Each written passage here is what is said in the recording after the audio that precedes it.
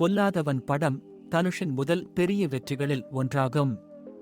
இந்த படம் 207-இல் வந்தது. அதில் தனுஷ் ஒரு கள்ளக்காதலனாக நடித்துள்ளார். அவரது நடிப்பு அந்த கதாபாத்திரத்தின் உணர்வுகளை மிக அழகாக வெளிப்படுத்தியது. படம் முழுவதும் காதல், துரோகம் மற்றும் குடும்ப உறவுகள் பற்றிய கதைகள் நம்மை கவர்ந்திழுக்கும். தனுஷின் கேரியரில் இந்த படம் ஒரு மைல்கல் ஆகஸ்ட் இருந்தது. அதில் உள்ள பாடல்கள், குறிப்பாக சின்ன தம்பி பாடல், இன்றும் நம்மை கவர்கிறது. படம் பார்த்த பிறகு தனுஷின் நடிப்பில் உள்ள ஆழம் மற்றும் உணர்வுகளை உணர்ந்தால் அவரின் திறமையை மேலும் மதிக்கிறோம். பொல்லாதவன் ஒரு சாதாரண காதல் கதை அல்ல, அது வாழ்க்கையின் சிக்கல்களை, உறவுகளை மற்றும் மனித மனதை ஆராயும் ஒரு பயணம்.